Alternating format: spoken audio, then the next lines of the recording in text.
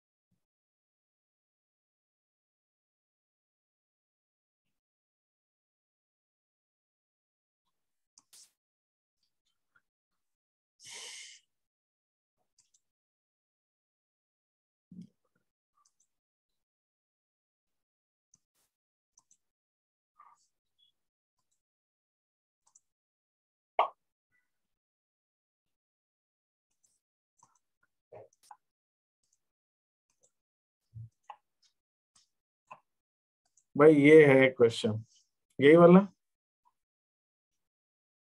Yes sir.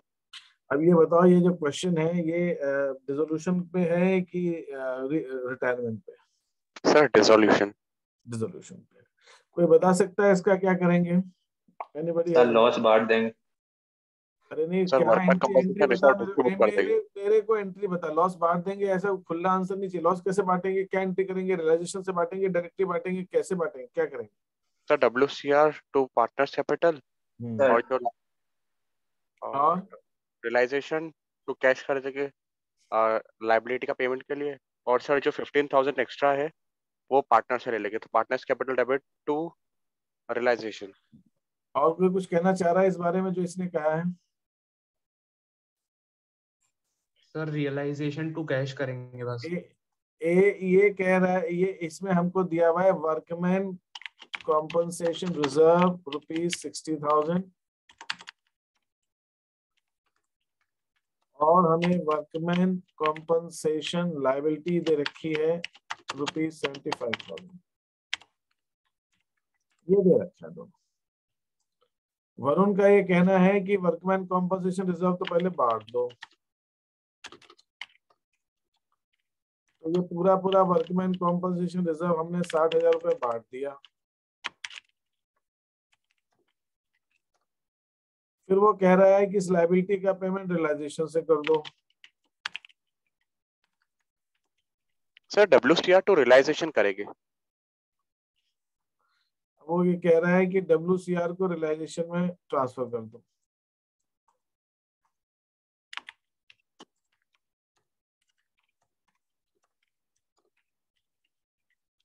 कितना? 15,000। 60,000। फिर क्या? और सर पार्टनर्स कैपिटल को डेबिट करके रियलाइजेशन कर देंगे अमाउंट ट्रांसफर। मतलब नहीं, अमाउंट बताओ, एंट्री बताओ, पूरा अमाउंट मेरे सब 15,000 सामने है। मतलब पूरी एंट्री बता मेरे को क्या होगी। Sir partners capital account debit to realisation 15,000। हो गया ये? और कुछ बचा है इसमें Varun? Sir realisation to cash 75,000।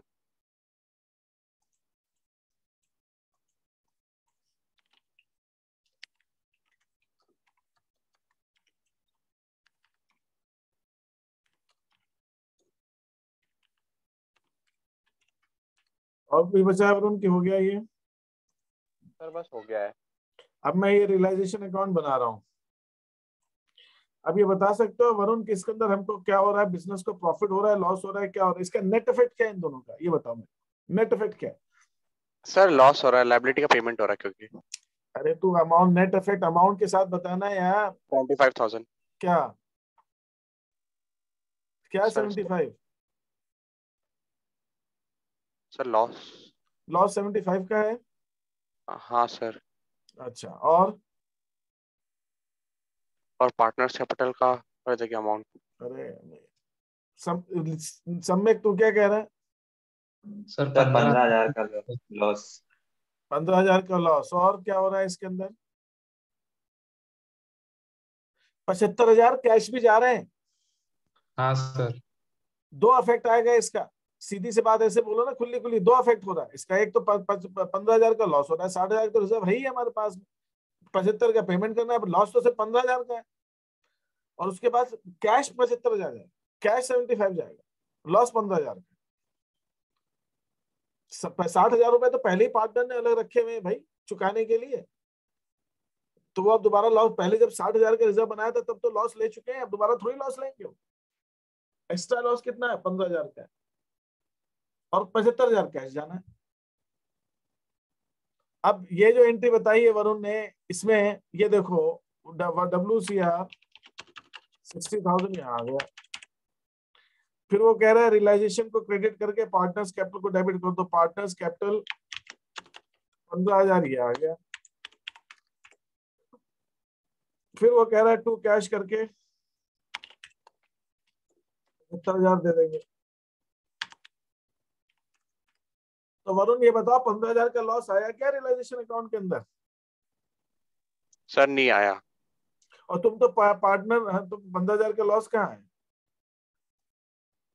Realisation account में भी तो नेट इफेक्ट 15,000 का आना चाहिए ना लॉस के लिए। तुमने लॉस पहले पार्टनर को ट्रांसफर कर दिया। अरे ये जो नेट प्रॉफिट नेट लॉस आएगा रियलाइजेशन उसके अंदर आ जाएगा ना, अपने आप अलग से देने की क्या जरूरत है इसको? बस इतनी एंट्री होगी उसकी, बस ये दो एंट्री होंगी। WCR को ट्रांसफर कर दो, 75,000 का कैश पे करो, खत्म बात। अपने आप 15,000 का लॉस आ गया इसके अंदर, उसकी लॉस की अलग से एंट्री थोड़ी करते हैं अपन। Okay sir. बस ये दो एंट्री होंगी। सर समझ? साथ में करने, साथ में कैसे करते हैं मतलब? फर्स्ट वाले में। नहीं मतलब क्या करते हैं, बोलो एंट्री बताओ ना करके। सर एंट्री जैसे WCR पार्टनर्स मत कैपिटल। कर, मत कर, मत कर, अलग अलग कर दे। समझदारी उसमें गलती होने के चांसेस। जो एंट्री जैसे करोगे जब अकाउंट बनाने को आएगा तो उसमें कंफ्यूज हो जाओगे। अपने को दिमाग क्लियर रखो, WCR को ट्रांसफर करना है रियलाइजेशन अकाउंट के क्रेडिट में, और जो लायबिलिटी है उसको पे करना, खत्म बात। ध्यान रहेगा कि ट्रांसफर किया और पे किया। समय के बाद समझ में आ जानी चाहिए कि WCR को ट्रांसफर भी करेंगे पे करने के साथ साथ। हाँ सर। कुछ लोग ऐसा कह सकते हैं कि WCR को अपन डायरेक्टली पार्टनर्स कैपिटल में ट्रांसफर करें, ऐसा भी कुछ लोग कह सकते हैं। कुछ लोग ऐसा कह सकते हैं कि यहाँ पे हम डायरेक्टली पार्टनर्स कैपिटल लिख देते, मत करो ऐसा। लेकिन जब हम लॉस इसका रियलाइजेशन में ले रहे हैं तो इसका जो रिजर्व है वो भी रियलाइजेशन में आना चाहिए, सीधी सी बात है। पे करने के लिए रियलाइजेशन अकाउंट है, प्रॉफिट के लिए पार्टनर्स कैपिटल अकाउंट है। वैसे गलत कुछ भी नहीं है, जाना सब पार्टनर्स कैपिटल में, लेकिन रियलाइजेशन का प्रॉफिट गलत आएगा ना। रियलाइजेशन जबरदस्ती का 75,000 का लॉस दिखाएगा, जबकि लॉस तो 15,000 का ही है। रियलाइजेशन में 75 का लॉस आ जाएगा, 60,000 डायरेक्टली वहां डालोगे और 75 यहाँ लिखोगे, तो दोनों को यहाँ लिखो, दोनों को ही लिखो। ठीक है, लॉस जितना अमाउंट पे किया वो भी और वो भी, दोनों। ये आपकी एंट्री बनेगी। तो WCR टू रियलाइजेशन, और ये इसके अंदर कोई डाउट है तो मैं आगे बढ़ू? No sir, no doubt.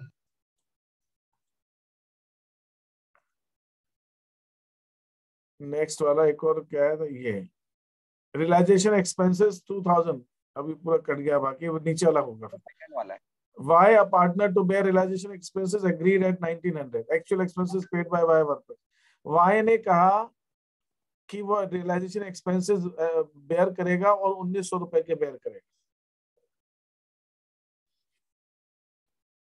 समझ में आ गई बात? और एक्चुअल में जो वाई ने पे किया 1,500 पे किया। अपने को क्या करना, 1,500 पे किया कि 2,000 पे किया, वो वाई जाने। वाई को अपने को कितना देना है, 1,900 रुपए देना है, बस अपन 1,900 दे देंगे। बात समझ में आ गई? ओके।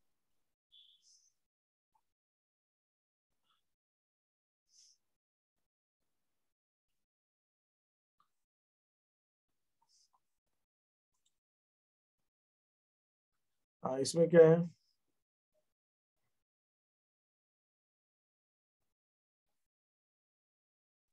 सर इसके एंट्री पूछना है थर्ड वाले।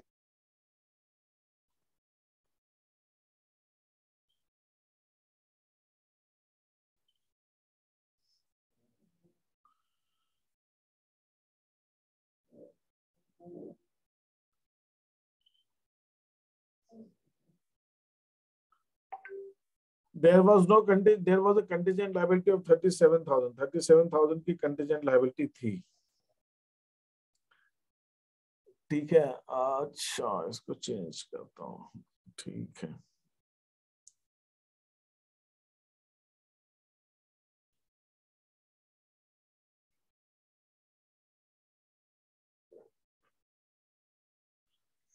कंटीजेंट लायबिलिटी 37,000 की थी। Bill discounted but not matured, bill bank से पैसा ले लिया लेकिन अभी मैच्योर्ड ड्यू डेट नहीं आई, तब तक तलवार सर पे लटकी हुई है कि अगर डिसऑनर हो गया तो बैंक को हमें पैसा देना। All the discounted bills are over honoured, सब ऑनर हो गए। एक एक्सेप्टर था जिसके पास 5,000 का बिल था, वो इंसॉल्वेंट हो गया, उसे आधा पैसा मिला आपने 50 पैसा। 5,000 में 2,500 मिले और 2,500 डूब गए। और ये जो फर्म की लायबिलिटी है डिसऑनर्ड बिल, डिस्काउंट और डिसऑनर जो हो गए, ये अभी तक हमने रिकॉर्ड नहीं किया। ये किस टॉपिक का है? ये इसी रियलाइजेशन का है? नहीं, रिटायरमेंट का है। ये रिटायरमेंट का होगा। डिसॉल्यूशन।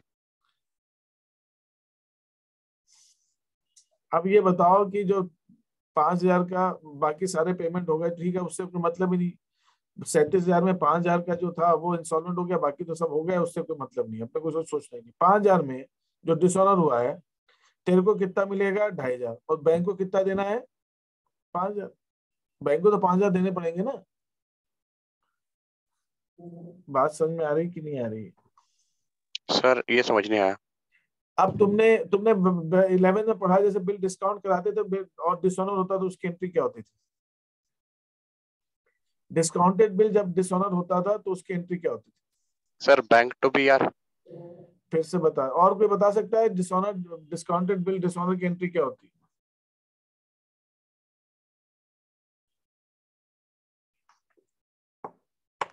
अगर हमने बिल बैंक से डिस्काउंट करा लिया और वो डिसऑनर हो जाता है तो उसकी एंट्री क्या होती है? Sir B R to debtor, नहीं डेटर टू बी आर हो जाएगा, सॉरी। और कोई बता सकता है इसकी एंट्री क्या होती है जब बिल हमने डिस्काउंटेड बिल बैंक से डिसऑनर हो गया तो? उसकी हमारी एंट्री होती थी debtor account debit to bank. अगर बिल हमने बैंक से डिस्काउंट कराया और डिसऑनर हो जाए तो उसकी डिसऑनर की एंट्री होती है debtor account debit to bank. अपने को आधा पैसा मिलना है डेटर से, आधा, तो आधा तो डूब जाएगा। अगर मैं उसी चीज को इसी एंट्री में दिखाना चाहूं तो मुझे डेटर से मिलना है आधा पैसा,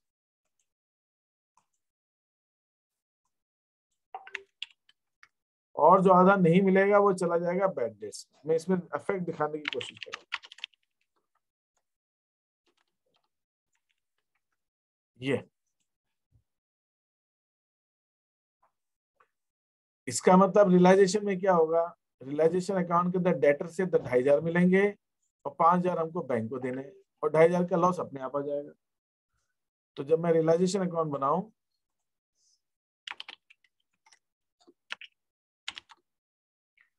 तो उसके डेबिट में टू बैंक करके 5,000 लिख दीजिए।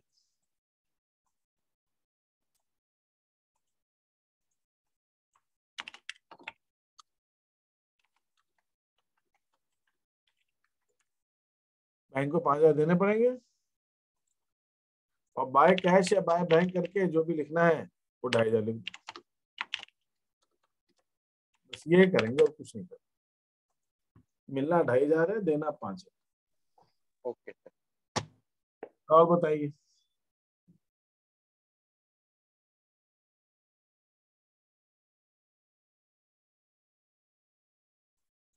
और कोई डाउट है तो पहले पूछ लीजिए।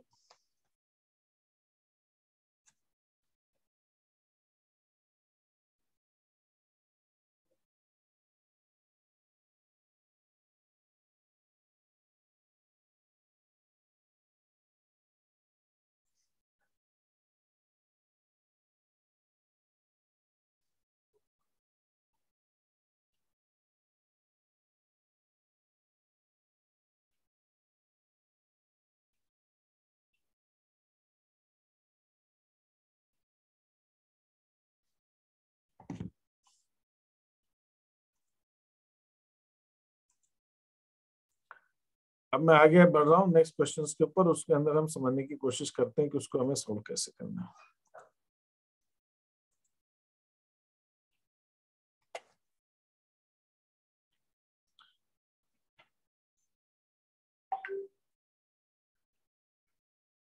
हाँ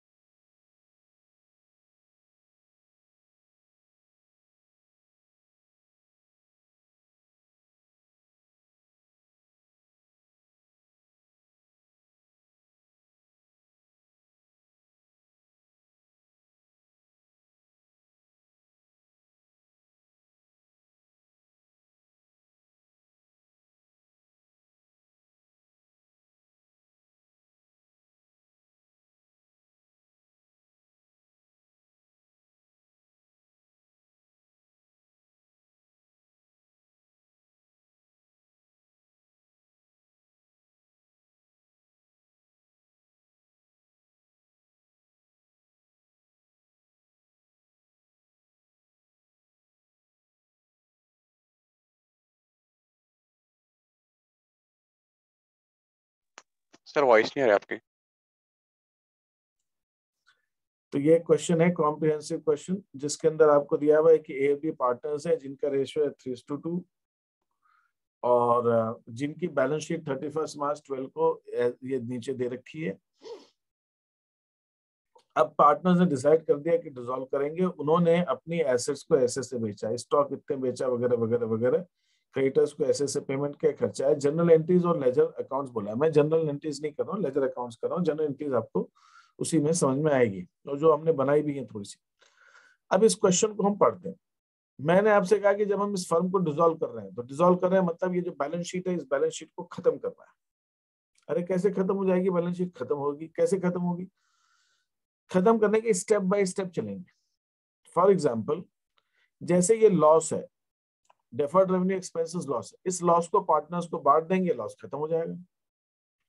ये रिजर्व है, रिजर्व को पार्टनर्स को बांट देंगे, रिजर्व खत्म हो जाएगा। तो लॉस और रिजर्व तो खत्म हो गया। अब बची क्या? एसेट्स बची है, लायबिलिटीज बची। एसेट्स के अंदर कैश बैंक को छोड़ दो, कैश बैंक तो कैश में, बाकी की सारी एसेट जो बिकने वाली है उनको हम बेच के पैसा कलेक्ट कर लेंगे। जो भी आएगा, प्रॉफिट होगा, लॉस भी हो सकता है, जो भी बिकेगा बिका जाएगा। ये ए का लोन दिया हुआ है एसेट साइड में, मतलब ए पार्टनर है, ए पार्टनर है, उसने फर्म से लोन ले रखा है, तो भाई फर्म से लोन रखा है तो उससे पैसा ले लेंगे या उसकी कैपिटल से काट लेंगे। बेटर तरीका ये उसकी कैपिटल से काट लेंगे। उसकी कैपिटल भी 1.5 लाख रुपए की, 10,000 का लोन है, उसकी कैपिटल से काट लेंगे उसको पेमेंट करते समय। ये हमें उससे कैश लेने की जरूरत नहीं। हमें कैश में क्या क्या कन्वर्ट करना है, हमें कैश में ये सारी एसेट्स कन्वर्ट करनी, क्योंकि ये सब बिकने वाली, गुडविल भी बिकने वाली, गुडविल भी बेच दी जाती है डिसोल्यूशन। अदरवाइज तो हम राइट ऑफ करते थे रिकॉन्स्टिट्यूशन में, रिटायरमेंट में, लेकिन यहाँ राइट ऑफ नहीं करना है, यहाँ पे अपने को बेचना उसको। दूसरा, ये क्रेडिटर्स हैं, बाहर वाले लोग हैं। मिसेस बी भी जो है, इनका लोन है, ये भी बाहर है। मिसेस बी तो पार्टनर नहीं है, बी पार्टनर है। तो ये जो आउटसाइडर्स हैं, ट्रेड क्रेडिटर्स और मिसेस बी, इनको हम पे कर देंगे, जो कैश आएगा उससे पे कर देंगे। इनको पे करने के बाद हम पार्टनर को पे करेंगे, इनमें बी का लोन है, बी को पे करेंगे, और फिर जो बचा हुआ पैसा होगा वो कैपिटल की तरह पार्टनर्स को बढ़ जाएगा। ये हमारा सीक्वेंस होगा। इसके लिए हमें जो अकाउंट बनाने पड़ेंगे, सबसे पहले हमें बनाना पड़ेगा रियलाइजेशन अकाउंट,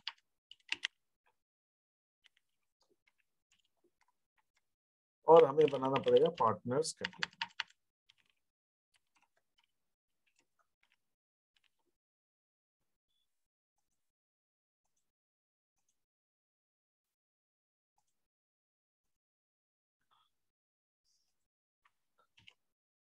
तो मैं इसको फॉर्मेट तो यही है, तो ये कॉपी कर लेता हूँ। यहाँ पे आ जाएगा पर्टिकुलर्स,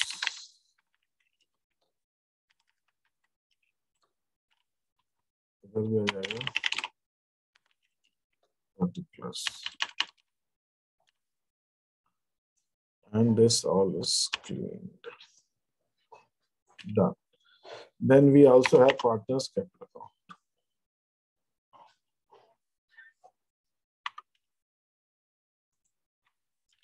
दो ही पार्टनर्स हैं, ए और बी, तो इधर ही अमाउंट इंसर्ट कर देता हूं टू द लेफ्ट।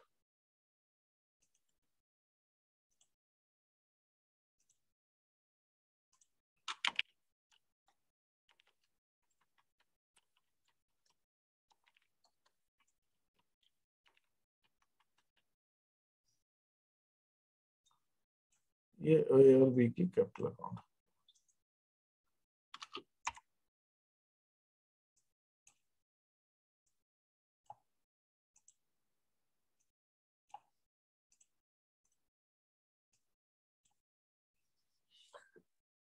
फिर एक और अकाउंट बनता है जिसको हम बोलते हैं कैश अकाउंट। हम कैश अकाउंट में बनाते हैं। कैश अकाउंट हमारा इसके अंदर बंद है। इस क्वेश्चन में क्या दिया है, कैश एंड बैंक एक साथ दिया हुआ है। अगर बैंक दिया होता तो बैंक बनाओ, कैश दिया कैश बनाओ। दोनों दिए हैं तो दोनों का एक में किसी में भी बैलेंस ट्रांसफर कर दो और दोनों को एक साथ बनाओ। मतलब कैश का बैलेंस बैंक में ट्रांसफर कर दो या बैंक का कैश में कर दो, बाकी सारी एंट्री उसके हिसाब से। ये 3 अकाउंट कॉम्प्रिहेंसिव क्वेश्चन में बनेंगे।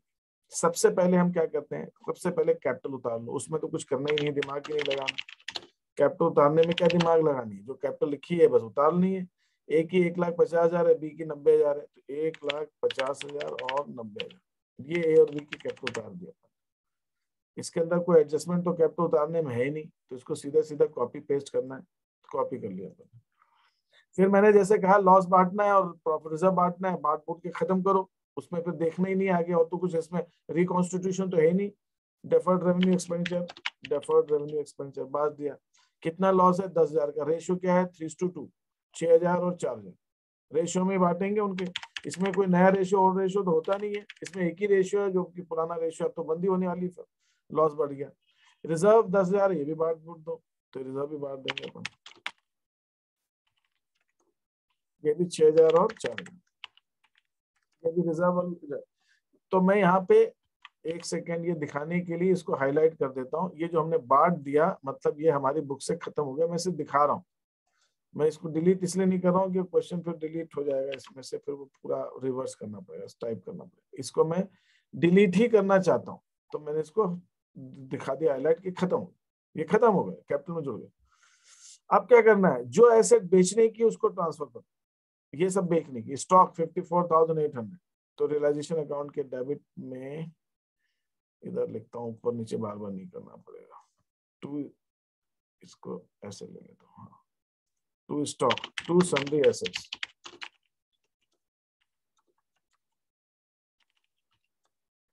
स्टॉक 54,800, बुक डेट्स, डेटर्स है, बुक डेट्स का मतलब डेटर, डेटर शॉर्ट है, छोटा है, मैं इसको लिख रहा हूं।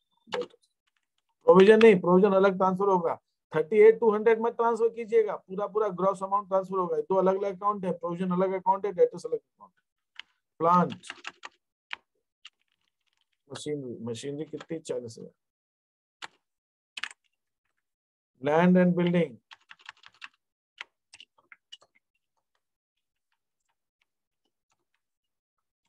लैंड एंड बिल्डिंग कितनी है, 1,20,000।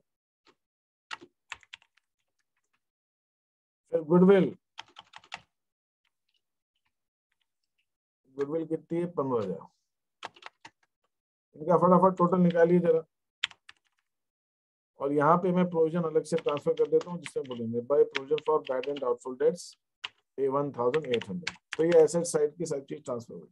इनका टोटल करने को बोला है मैंने, फटाफट टोटल कीजिए, फिर इसका आगे बढ़ता हूँ। सर 269,800। 2,69,800 ये आ गया। तो ये मैंने सारी एसेट्स जो बेचने वाली एसेट्स है, सेलिएबल एसेट्स है, वो ट्रांसफर। अब मैं जो आउटसाइड लायबिलिटी, सिर्फ आउटसाइड लायबिलिटी, सन्ड्री लायबिलिटीज, मैं यहाँ फिर रिपीट कर रहा हूँ, सिर्फ आउटसाइड लायबिलिटी ट्रांसफर करेंगे। पार्टनर का लोन है तो वो ट्रांसफर नहीं करेंगे। Trade creditors and Mrs B का लोन, दो चीजें लायबिलिटी दे रखी। क्रेडिटर्स कितनी है, ट्रेड क्रेडिटर्स हमारे हैं 20,000।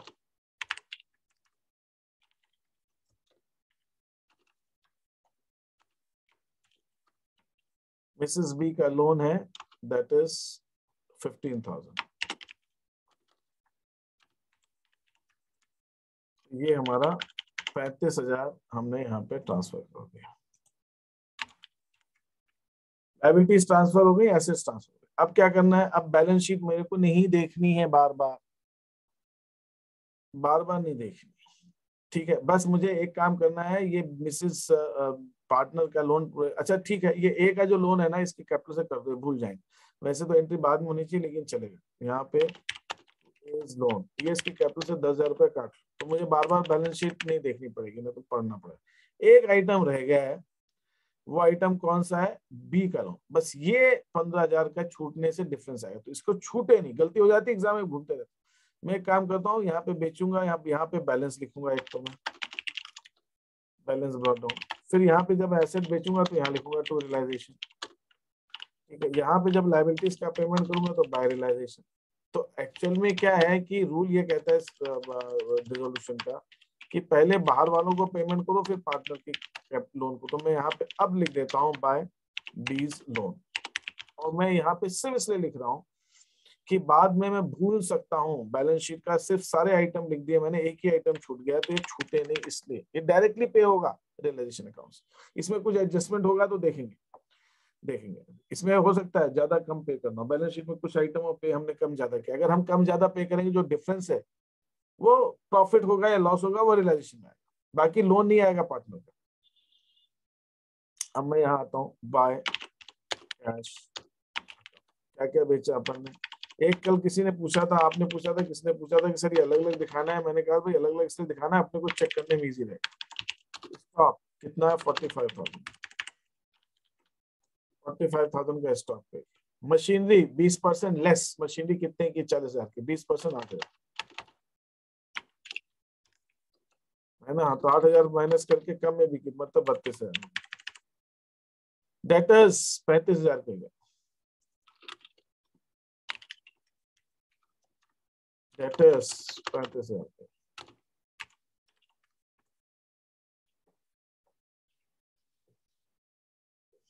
ठीक है। Land and building 30,000 more, land and building 30,000 से ज्यादा से बिकी, तो लैंड एंड बिल्डिंग जो 1,50,000,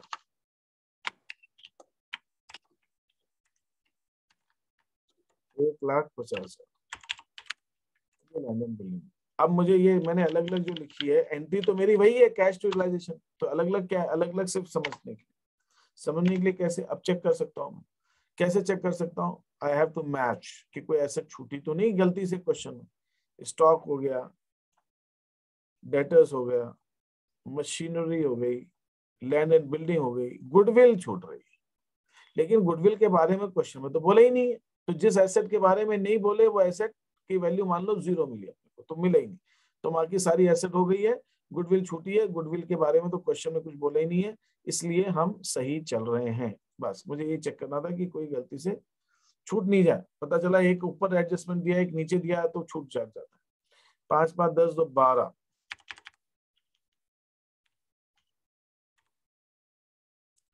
5 10 16, 2,62,000, ये इतने में एसेट बिक गई। तो कैश अकाउंट डेबिट हुआ है, तो कैश अकाउंट के डेबिट में टू रियलाइजेशन 2,62,000। और यहाँ पर मैं अपना बैलेंस ऊपर जो लिखना है कैश बैंक का वो भी लिख दूंगा। कैश बैंक का बैलेंस कितना दिया, 12,000 रुपए। तो 12,000 रुपए पहले से था और ये बेच के आया, ये हो गया। ठीक है, अब हमें लायबिलिटी का पेमेंट भी करना है। अब क्या बोला, क्रेडिटर्स ने 5% कम लिया अमाउंट, ठीक है, टू कैश। क्रेडिटर्स ने 5% कम दिया, तो क्रेडिटर्स ने 5% कम, ये भी मैं अपने लिए चेक करने के लिए देख रहा हूँ, लिखना हो, बाकी अपनी समझ के लिए, जरूरी नहीं है लिखना। 5% लेस, क्रेडिटर्स हैं कितने के, 20,000 के, 20,000 का 5% लेस मतलब 1,000 कम, 19,000। अब दूसरी लायबिलिटी कौन सी है, क्रेडिटर्स तो हो गई, ये प्रोविजन है, ये तो प्रोविजन तो पे करते ही नहीं है, इसको छोड़ो। मिसेस बी का लोन है, मिसेस बी के लोन के बारे में बोला कितना दिया था, दिया ही नहीं है, नहीं दिया है। तो लायबिलिटी के बारे में अगर नहीं बोला है तो जितनी की दिखाई उतनी ही पे करेंगे, लेकिन एसेट्स के बारे में नहीं बोला है तो एसेट्स को हम रियलाइज नहीं करेंगे। एसेट्स के बारे में नहीं बोला है तो मान लेंगे जीरो, लायबिलिटी को जीरो नहीं मानेंगे, लायबिलिटी देनी है। ये हो गया हमारा दिस, तो ये कितना हो गया, 34,000। इसमें एक चीज और बोलिए कि रियलाइजेशन के एक्सपेंसेस हुए 1,200 रुपए। अच्छा, मैं उसको अलग लिख देता हूँ, नहीं तो मैं यहाँ पे भी जोड़ सकता था एक्सपेंसेस। कैश, ये क्या एक्सपेंसेस कितने, 1,200।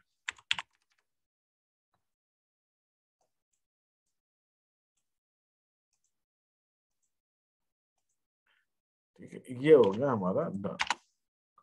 तो अब मैं क्या करूं, कैश अकाउंट के क्रेडिट में लिख देता हूं 35,200।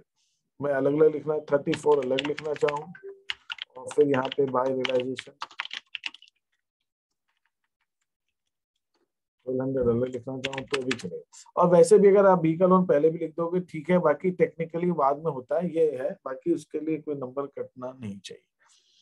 ठीक है, ये हो गया। तो हमने लायबिलिटी भी पे कर दी। अब लायबिलिटी कोई छूटी तो नहीं, 2 लायबिलिटी थी, पे कर दी दोनों। बहुत बहुत एसेट्स में गुडविल के बारे में कुछ बोला नहीं, इसलिए नहीं लिखा।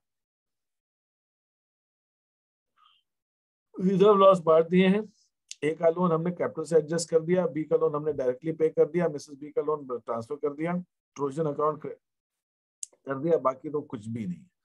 ठीक है, अब हम निकाल लेते हैं प्रॉफिट लॉस। तो 269,834, 35 आ रहा है, तो 3,35,000 ये टोटल निकालना ही पड़ेगा। थोड़ा बहुत मामूली डिफरेंस है, देखना, मैं सोच रहा था देख के मालूम पड़ जाए कौन सा साइड ज्यादा है, तो नहीं मालूम पड़े, तो डिफरेंस निकाल ही लेते हैं।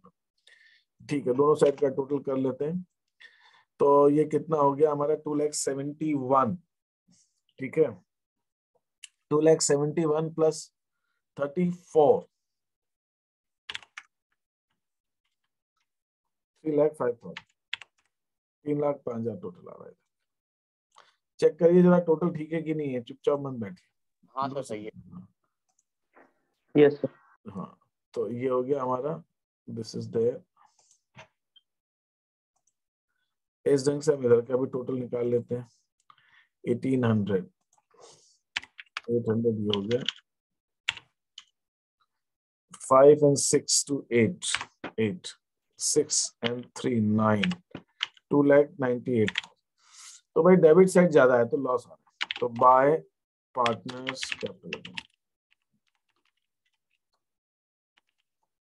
इसको ए को और बी को, जो दोनों पार्टनर्स, उनको लॉस बांट। कितना लॉस आ रहा है, 3,05,000। हाँ, 6,200 लॉस।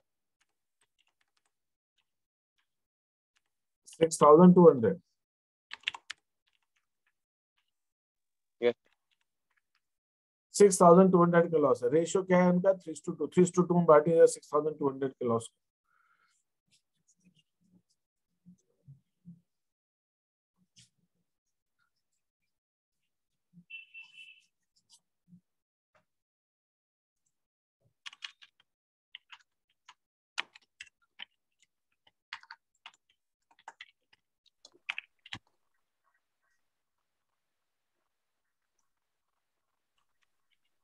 लॉस आप बांट दीजिएगा, लॉस बांट के यहाँ पे अमाउंट लिख लीजिए। अब जो अमाउंट आएगा उसको पार्टनर्स को हम पे कर देंगे। क्रेडिट साइड ज्यादा आएगी तो टू कैश आप उसको पे कर दीजिए and your question is done. Cash account के क्रेडिट में लिख दीजिए by S capital by 4020। 4020। Yes, और बी का 268। अरे नहीं यार सर 2480 एंड 3720। हाँ वही मैंने कहा, ये तो मैच नहीं कर रहा है। हाँ ये कितना है बी का? 2480। ठीक है, तो ये हमारा लॉस है हर पार्टनर का, ये हमने उनको डिस्ट्रीब्यूट किया। तो यहाँ पे ए के डेबिट में 3720 और 2480। अब ये टोटल है 94,000, ये टोटल है 94,000, इसमें ये घटा दीजिए। 90,000 में से ये चला गया 87,520। 87,520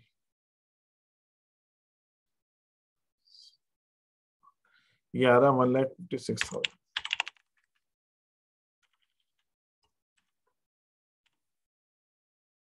ये आ रहा है 1,56,000।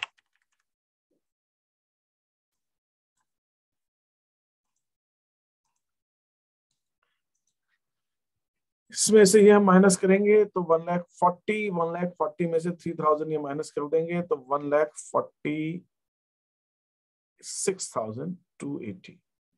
1,36,280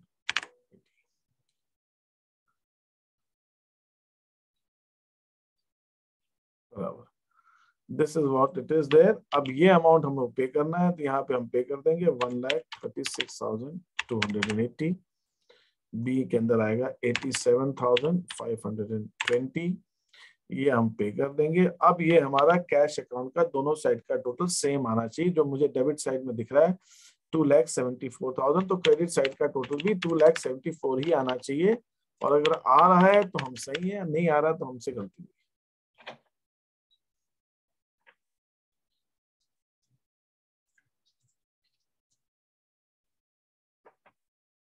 ठीक है, ये क्वेश्चन ऐसे सॉल्व होगा। क्लियर है कि नहीं क्लियर है, क्या है कंफ्यूजन बताइए। Yes sir. हाँ। तो अभी मैं आपको एक शीट्स भेजूंगा, इसमें कि कुछ ऐसे क्वेश्चंस होंगे, उन क्वेश्चंस को आपको सॉल्व करना है। Comprehensive questions. ये आपके पास सिर्फ आज का टाइम है, कल आप इसके डाउट पूछ लेंगे और ये खत्म हो जाएगा हमारा टॉपिक। कल मुझे फिर इसका जो एक मेमोरेंडम वाला है वो टॉपिक में कराऊंगा and then this dissolution would be over. फिर कल कराने के बाद परसों आप उसके डाउट पूछेंगे और फिर वो हमारा टॉपिक खत्म हो जाएगा। तो आज है 17-18 तारीख को we should finish this dissolution. ठीक है, फिर हमें एनपीओ लेना है। एनपीओ हमारा मैक्सिमम जो है हफ्ते भर में फिनिश हो जाना चाहिए, मैक्सिमम 1 वीक। ठीक है, that is how the syllabus will get over and then you will have time full March and half of April to revise. Is that okay? Yes sir. Sir आज की recording भेज